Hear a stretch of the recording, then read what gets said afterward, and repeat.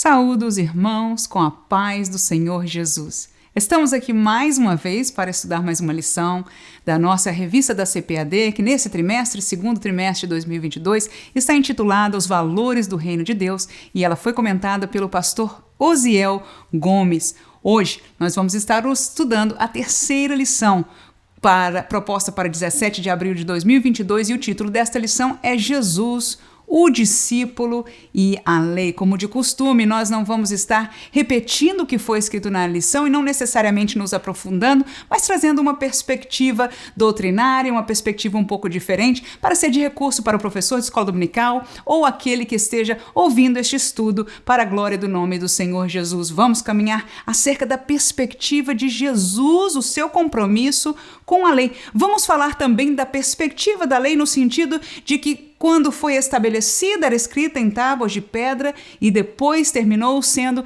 escrita nas tábuas do nosso coração. E terminaremos com 3 exemplos práticos do discípulo, estes exemplos trazidos pelo próprio pastor Osiel Gomes no seu terceiro tópico, e nós vamos estar deixando como comentário para edificação nossa neste dia. Vamos começar, portanto, meus irmãos, se você ainda não o fez, pode olhar na descrição, nós temos o roteiro, não é que nós vamos estar caminhando por ele, disponível para você somente abrir ou baixar ou imprimir, conforme assim você entenda fazê-lo. Jesus, o discípulo e a lei é o título da nossa lição. Dividimos em 3 tópicos. Primeiro, Jesus e a lei. Segundo, as perspectivas da lei. Terceiro, o reino de Deus e a sua dimensão da lei. Falando sobre Jesus e a lei, nós subdividimos este tópico em outros 3. Primeiro, um compromisso com a revelação anterior. Segundo, um compromisso com a dispensação anterior. E terceiro, um compromisso com a moral anterior. Vamos olhar alguns versículos bíblicos e com isso nós entenderemos estes 3 tópicos. Abra comigo, por favor, Mateus capítulo 5 e versículo 18. A palavra de Deus diz o seguinte: porque em verdade vos digo que até que o céu e a terra passem, nem um jota ou um tio se omitirá da lei, sem que tudo seja cumprido. Veja de que o Senhor Jesus, ele nos assegura de que a lei seria completamente cumprida. Portanto, há um compromisso divino de Jesus, que é Deus, acerca da revelação anterior que estava dada ao povo de Deus. Estava ali Jesus, como temos comentado nestas 2 últimas lições, e diga de passagem, se você não assistiu a lição segunda, eu peço a você que dê uma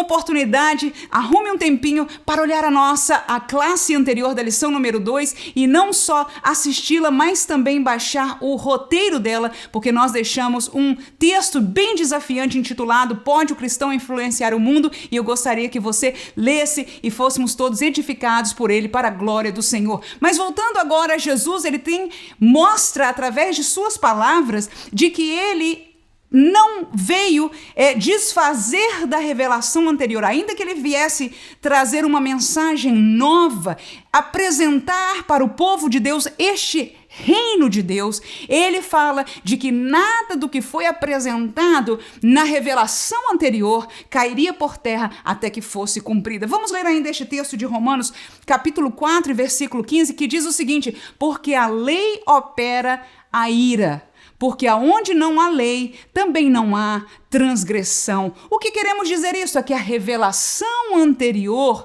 evidencia, não é? A lei é que mostrou a existência da transgressão. Não havia pecado propriamente dito, legalmente afirmado, não é? Se não houvesse a lei, porque aquele que desobedece a lei comete uma transgressão, portanto, um pecado contra Deus. Portanto, a revelação anterior veio para trazer exatamente esta clareza, esta evidência do pecado, e Jesus não negou. Paulo, aí neste caso aos Romanos, volta a invocar esta realidade de que a revelação anterior tem a sua verdade e Jesus tem um compromisso com ela. Ora, letra B, nós falamos de um compromisso com a dispensação anterior. Qual era essa dispensação? A dispensação da lei. E ele agora apresentava aquela que para nós já é bem conhecida, mas para aqueles que ouviam e estavam começando a entender, não era a dispensação da graça. Vamos ler Mateus capítulo 11 e versículo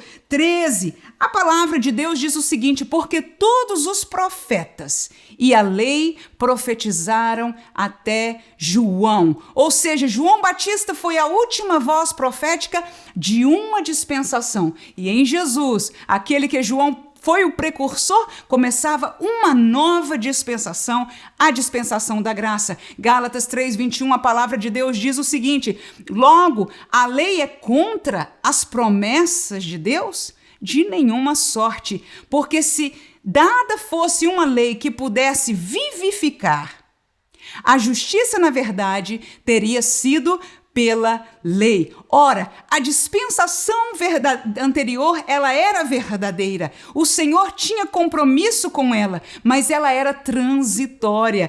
Ela veio e existiu, como disse Jesus, até João Batista. Daqui para frente, por acaso pergunta, não é? O apóstolo Paulo às Gálatas, nós vamos desprezar as promessas anteriores? Vamos desprezar as dispensações anteriores? De maneira alguma, mas elas não tinham o poder de vivificar, aleluia. Elas tinham uma outra missão de fazer, que nós vamos falar no segundo tópico, como guias, como aio, e agora, então, o Senhor tem e mostra esse compromisso com a dispensação anterior. Mas porque a anterior, ela terminou e uma nova começou. Glória a Jesus. E terminamos esse tópico falando sobre Jesus tendo um compromisso com a moral anterior. Vamos ler os versículos propostos. Romanos capítulo 7 e versículo 22 diz o seguinte: porque segundo o homem interior, disse Paulo, né? Tenho prazer na lei de Deus. O salmista também diz: a lei do Senhor é perfeita e refrigera a alma. O testemunho do Senhor é fiel e dá sabedoria aos simples. Ou seja, a lei do Senhor tem uma moral em si mesma. Ela traz alegria à alma daquele que se deleita nela. E diga-se de passagem, pelo contexto mesmo que nós lemos em Mateus 11:13, quando fala das leis e dos profetas, muitas referências neotestamentária deste período não trata-se somente da lei no sentido daquilo que nós lembremos do Decálogo ou dos livros ali, aqueles primeiros livros da lei até Deuteronômio, somente aquelas regras, mas todo este contexto dispensacional, incluso os profetas, e neste meio de caminho nós encontramos os Salmos e etc., outros livros, mas este contexto veterotestamentário está exatamente nessa dispensação de que nós estamos chamando de uma dispensação anterior. No entanto, a moral, a virtude existente, intrínseca da palavra de Deus, mesmo veterotestamentária, traz alegria à alma do homem, pelo que o salmista diz, não é? Esta realidade de que ele se deleita. E o apóstolo Paulo também, a mesma coisa. A lei do Senhor traz prazer e deleite à nossa alma. Mateus capítulo 22, versículo 36 ao 40. A palavra de Deus diz o seguinte: mestre, qual é o grande mandamento da lei? E Jesus disse-lhe: amarás o Senhor teu Deus de todo o teu coração e de toda a tua alma e de todo o teu pensamento. Este é o primeiro e grande mandamento. E o segundo é semelhante a este, amarás o teu próximo como a ti mesmo. Destes dois mandamentos dependem toda a lei e os profetas. Portanto, Jesus aqui, porque este texto é uma resposta de Jesus, alguém que o interrogou, está dizendo, está refazendo o resumo da lei, que era em quê? Amar a Deus sobre todas as coisas, mas no mesmo nível, no mesmo grau, ou logo depois, melhor dizendo, o segundo, ele diz, é semelhante, que é amar ao próximo como a si mesmo. E Jesus então mostra um compromisso com a moral da lei. Os rigores da lei, os detalhes penais da lei serão reformados, trarão uma nova dimensão agora que este reino de Deus é chegado. No entanto, a moral da lei ela permanece e Jesus aí mostra o compromisso com a moral da lei. Passemos, irmãos, ao segundo tópico. Nós vamos falar das perspectivas da lei, começando com aquela lei que foi gravada em pedras, a lei que nós chamamos da letra. Segundo aos Coríntios, capítulo 3, e versículo 6 e 7, a palavra de Deus diz o seguinte: o qual nos fez também capazes de ser ministros de um novo testamento, não da letra, mas do Espírito, porque a letra mata e o Espírito vivifica. E se o ministério da morte, gravado com letras em pedras, veio em glória, e podemos parar aí. Muito bem, meus irmãos, nós estamos falando de que primeiramente a lei veio gravada em pedras. Era uma lei de letra, mas veja que interessante que este texto contrasta a letra com o Espírito. E nós já lemos um texto recente de que falava que a lei em si mesma, ela não traz vida, ela não vivifica. Então, nós agora somos chamados a sermos ministros de um novo testamento, agora não deste escrito em letra, gravado com letras em pedras, chamado a inclusive do ministério da morte. Por quê, irmãos? Porque pelo pecado vem a morte. E a lei veio fazer o quê, irmãos? Exatamente colocar um holofote sobre o pecado, fazer o homem reconhecer o pecado, descobrir que aquilo verdadeiramente, ou melhor, não de só descobrir, porque está intrínseco ao homem este conhecimento, mas tornar patente ao olho do homem, mormente ao povo de Deus, de que aquele sentimento, de que aquela atitude é um pecado contra Deus. Por isso, ela é o ministério da morte, para mostrar o que está errado, para condenar, mas o Espírito, ele vivifica, e nós somos chamados então para este novo ministério. Mas quando a palavra de Deus fala da lei gravada em pedras, da lei representada pela letra, é exatamente esta lei. Vamos ainda ler estes dois textos de Romanos, capítulo 2, e versículo 29 diz: mas é judeu o que o é no interior, e circuncisão a que é do coração, no espírito, não na letra, cujo louvor não provém dos homens, mas de Deus. Mais uma vez as duas palavras, espírito e letra, não é? Então, quando ele fala da circuncisão, ou seja, algo que era feito na pele, não é? Do homem, aquele processo doloroso, o Senhor agora, no caso, o apóstolo Paulo, pelo Espírito Santo, diz a verdadeira circuncisão é aquela que é espiritual e não na letra, porque a da letra é a do antigo contexto. E agora o Senhor nos traz à tona esta circuncisão, esta mudança radical das nossas vidas, não é? Porque era uma mudança radical, era algo que separava o povo de Deus dos demais povos, mas agora esta mudança não estava na pele do prepúcio do homem,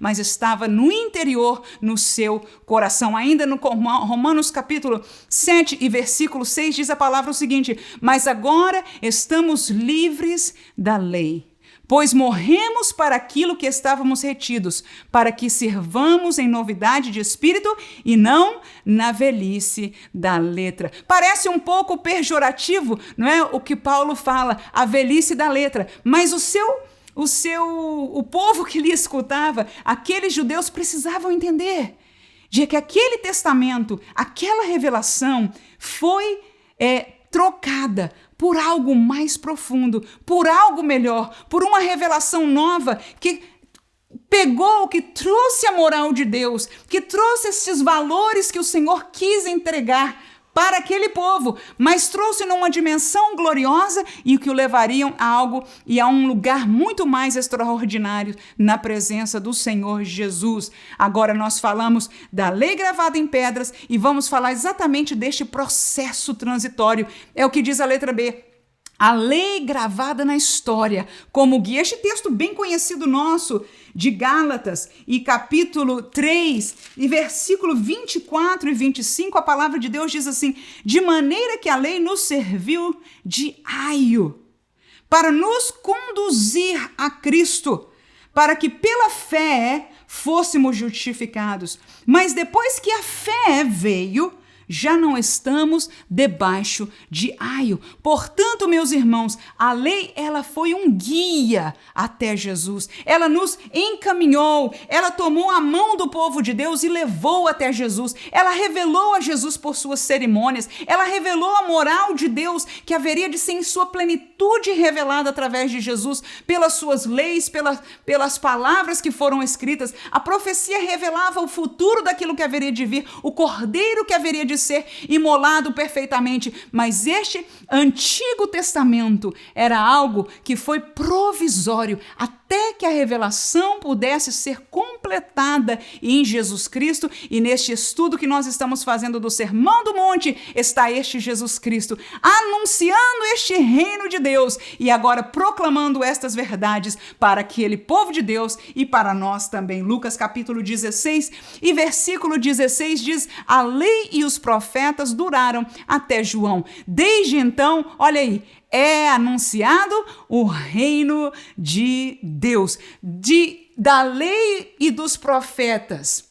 Ou seja, a escritura sagrada antiga, de letra, até João Batista, era uma revelação. Ela serviu de guia. Ela foi um processo que guardou o povo de Deus, que o trouxe, que o fez entender a revelação, até a manifestação do Filho de Deus, aquele que havia sido prometido desde o Éden, aleluia, para Adão e Eva, aleluia, para solucionar o problema do pecado que ali se revelara. Vamos terminar este tópico com a lei gravada no coração, portanto, um novo concerto. Segundo aos Coríntios 3:3, a palavra de Deus diz assim: porque já é manifesto que vós sois a carta de Cristo, ministrada por nós e escrita não com tinta, mas com o Espírito do Deus vivo, não em tábuas de pedra, digo eu agora, como antiga, mas nas tábuas de carne do nosso coração. Que coisa linda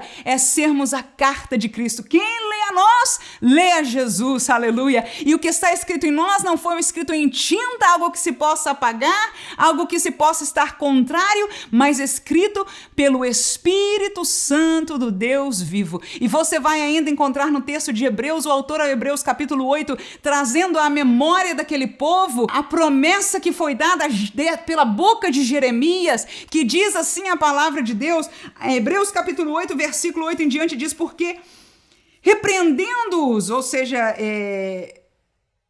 Paulo menciona de que Deus estava repreendendo aquele povo por boca de Jeremias, lhes diz, sigo eu o versículo 8, eis que virão os dias, diz o Senhor, em que com a casa de Israel e com a casa de Judá estabelecerei o quê? Um novo concerto.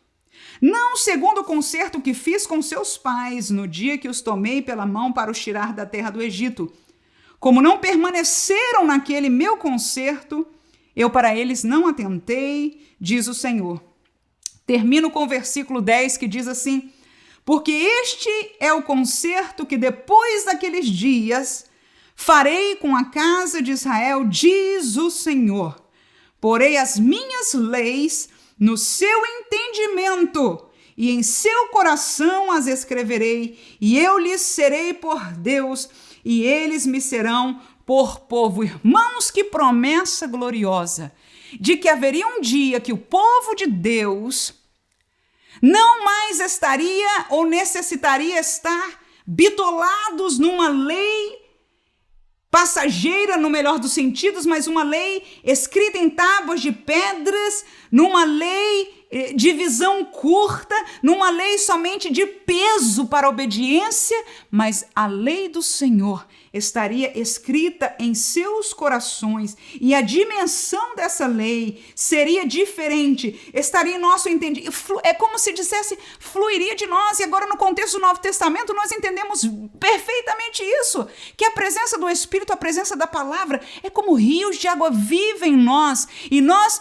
sim temos que conhecer a palavra de Deus, mas a verdade, a virtude, melhor dizendo, deste reino, deste evangelho, não nos precisa ser ensinada, porque ela é vivenciada em nossas vidas. E é o Espírito Santo quem escreve esta lei, esta verdade, esta virtude em nosso coração.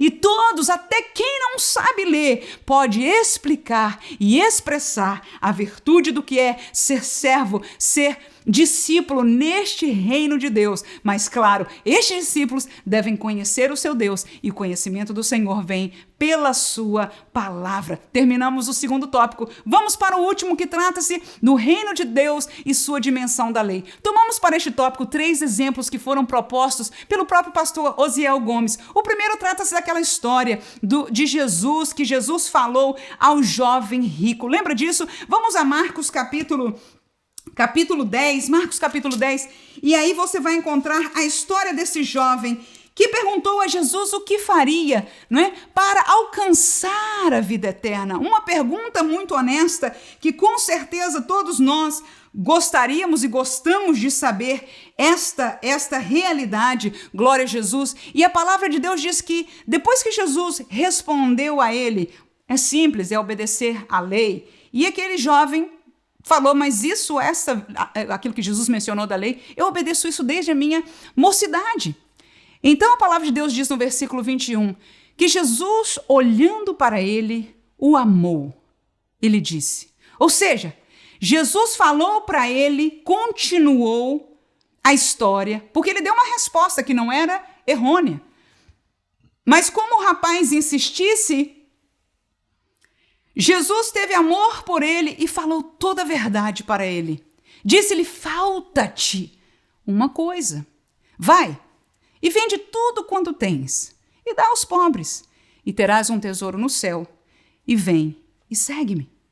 A pergunta seria, será que para nós encontrarmos a salvação, o segredo que Jesus estava dizendo ali é que todos nós façamos voto de pobreza e demos o que temos aos pobres e assim alcançaremos a salvação? Claro que não. Senão a salvação não viria pela fé, mas pelas obras. E a Bíblia estaria completamente em contradição. Mas o que significava então neste momento? Quando Jesus olhou o coração daquele jovem, ele encontrou que no seu coração a sua riqueza era uma idolatria. Tanto é de que ao responder isso, ele não teve alegria em deixar as coisas. Pelo contrário, a palavra de Deus nos revela que ele se entristeceu profundamente e foi embora. E Jesus chegou a falar como é difícil os ricos entrarem no reino de Deus. Isso porque, irmãos, para a maioria, a riqueza é uma idolatria. E esta passagem, junto a outras experiências da minha vida, me trazem exatamente esse entendimento, esta pedra de toque, para nós sabermos se a nossa riqueza, ou a nossa família, ou o nosso trabalho, ou a nossa posição, ou qualquer coisa que nós possamos possuir, é ou não um ídolo. Eu uso muitas vezes esta pedra de toque. E a pergunta é essa: se Jesus me pedir para deixar isso, para abandonar, para dar, para passar, será que eu consigo me livrar disso para seguir a Jesus? Se eu consigo, graças a Deus, é porque a minha riqueza é só parte do que eu tenho, mas a minha visão e o meu coração continua fiel ao Senhor, seja a minha riqueza, a minha família ou qualquer um destes exemplos que mencionamos, glória a Jesus. Mas se nós nos entristecermos e dissermos não, eu não conseguiria, então estamos em problemas e precisamos refletir e voltar ao Senhor a entender de que Ele é aquele que nos dá todas as coisas e que aquilo que nós vivemos não é para este mundo, senão para o vindouro. Este reino, aleluia, é um reino eterno e nós somos cidadãos. Essa é a primeira história. A segunda história trata-se da história que é agora uma parábola, mas trazida por Jesus do bom samaritano. Veja lá em Lucas capítulo 10, onde está escrito esta parábola. Houve também uma interrogação de um doutor a Jesus. Jesus responde pela palavra de Deus, a mesma resposta que tinha sido dada naquele outro texto, né? A lei é amar ao Senhor seu Deus de todo o coração, sua alma, entendimento e etc. Faz isto e viverás. E a Bíblia diz que ele, querendo justificar-se, perguntou quem era o seu próximo. Você conhece a história? Jesus começou a contar aquela história do bom samaritano, não é? Que primeiro o homem desceu e ele foi ferido e ele estava lá e passou um sacerdote e passou batido, não parou para ajudá-lo, passou o levita da mesma maneira. E aquele terceira pessoa era um samaritano, alguém que tinha várias razões, humanamente falando, para não ajudar aquele judeu que estava batido naquela situação. Mas a palavra de Deus diz, e Jesus naquela parábola fala que foi exatamente esse samaritano que socorreu ao judeu, não só cuidou pessoalmente, não só se sacrificou em carregá-lo, não são carros modernos como hoje, a sua situação era difícil, com certeza foi um peso para ele fazê-lo aquilo, mas ele o fez, ele o levou para a estalagem e pediu para cuidar, e deu dinheiro àquele homem da estalagem e voltou para pagar o que devia e ver se estava tudo bem com o seu novo amigo, glória a Jesus. E essa foi a história e a pergunta ao terminar essa história de Jesus para aquele homem que ia interrogar, e perguntou então, quem é que foi o próximo deste homem?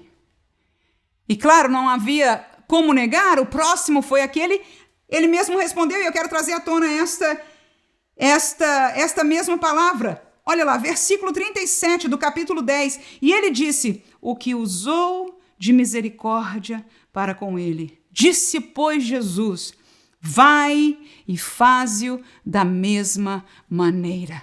A dimensão do reino de Deus é uma dimensão de misericórdia sacrificial. Não só uma misericórdia de pregação, não só uma misericórdia de propagação, mas algo sacrificial. E foi ensinada na pessoa de Jesus, não é? Inclusive simbolizada por esta parábola, coisa maravilhosa, mas ali também Jesus estava dando uma história para se entender, e esta é a dimensão desta nova lei. Aleluia! Agora gravada em nosso coração, não há regras minuciosas, pode assim, é tanto assim, quando você quer agradar a Deus, dê isso, dê 2 pombinhas, ou dê tanto de trigo, não há fórmula mais. Agradar a Deus agora é em liberdade, o Espírito flui, o Espírito fala, e nós em liberdade servimos ao Senhor, nos sacrificamos pelo nosso próprio próximo, e assim cumprimos a vontade do reino de Deus, e esta virtude, afloramos, melhor dizendo, a virtude do reino de Deus. E vamos terminar esta lição com a terceira e última parábola. Trata-se do fariseu e do publicano. Vamos a Lucas capítulo 18. Lucas capítulo 18, a partir do versículo 9. A palavra de Deus diz o seguinte, disse também esta parábola a uns que confiavam em si mesmos, crendo que eram justos e desprezavam os outros. Veja, irmãos, mais uma vez, a população que Jesus encontrou quando ele veio ao mundo era uma população, era um povo de Deus, sofrido pela realidade de Roma, a opressão, sofrido pela falta de manifestação divina há 400 anos. E só recentemente se ouviu este movimento agora por João Batista os chamando ao arrependimento, e de repente aparece alguém que começa a curar e a expulsar demônios e a trazer estas palavras de um novo reino, uma virtude diferente, e o povo diz que autoridade é essa, que ele tem algo extraordinário. E Jesus agora disse, ele via em seus corações que essas pessoas da liderança institucional da religião confiavam em si mesmo, crendo-se justos, desprezavam outros. E Jesus propôs esta parábola. 2 homens subiram ao templo a orar. Um fariseu e o outro publicano. E olha, irmãos, que extremo. Quando Jesus coloca essa parábola, irmãos, que coisa tremenda. Porque o fariseu era o símbolo da santidade, era o símbolo de que para aquele povo seria a comunhão com Deus, porque eram zelosos pela lei, porque queriam cumprir as maiores riscas, era o zelo, eram as suas vidas, eles eram Podia-se dizer pelos olhos do povo perfeito, se houvesse alguém perfeito, eram os fariseus. E ele pôs essa parábola, essa história, dizendo: foi ao templo, lugar de encontro com Deus. A diferença, irmãos, é de que tanto um como o outro, tanto eu como você, como seu irmão, como meu irmão da minha igreja, a quem até possamos desprezar de alguma maneira, quando nós vamos à presença de Deus, é a presença de Deus e Ele conhece o nosso coração. E o Senhor trouxe essa parábola para trazer esta realidade interior à tona. E Jesus quis sabedoria de colocar estes dois extremos. Um o fariseu, mas o segundo podia ser um pecador qualquer, né? Mas não um publicano. Não um publicano, mas ele colocou o publicano, o triste que, ou seja, trabalhava em prol dos opressores. Era judeu, mas trabalhava em prol dos opressores. Que homem! Que tragédia seria este homem? Ou seja, à vista da comunidade judaica, seria o mais desprezível. Mas Jesus disse: olha, os dois foram para o templo orar. O fariseu, estando em pé, orava consigo dessa maneira: ó Deus, graça te dou, porque não sou como os demais homens roubadores, injustos e adúlteros, nem ainda como este publicano. Seguiu: jejuo 2 vezes na semana e dou os dízimos de tudo quanto possuo. Jesus segue a história. O publicano, porém, estando em pé, de longe, nem ainda queria levantar os olhos ao céu, mas batia no peito, dizendo: ó Deus, tem misericórdia de mim, pecador. Tem misericórdia de mim, pecador. E veja o que Jesus disse, na autoridade que só ele podia ter, para dizer: digo-vos que este desceu justificado para a sua casa, e não aquele. Porque qualquer que a si mesmo se exalta, será humilhado. E qualquer que a si mesmo se humilha, será exaltado. Esta era a virtude do discípulo do reino de Deus. O título desta lição é Jesus, o discípulo e a lei. E o discípulo deve ser aquele que se humilha a si mesmo, que entende que tudo o que ele tem é pela graça de Deus, pela misericórdia do Senhor. Clama a misericórdia do Senhor. E este que se humilha a si mesmo voltará para sua casa perdoado, voltará justificado e achará graça diante do Senhor. E segundo as promessas do Senhor, na sua palavra, este ainda será até exaltado. Mas aquele que não se coloca neste contexto, aqueles que viviam a lei tão metodicamente, não conseguiam entender, e muitos destes religiosos não entenderam a virtude do que Jesus estava a trazer. Mas graças a Deus, que nós nessa dispensação da graça, conhecemos e reconhecemos, sabemos que fomos perdoados, lavados, transformados e estamos num processo que devemos ser fiéis até o fim, que o Senhor nos guarde a continuarmos sendo discípulos santos e fiéis do Senhor Jesus até a sua vinda. Que Deus ricamente abençoe a cada um em nome de Jesus.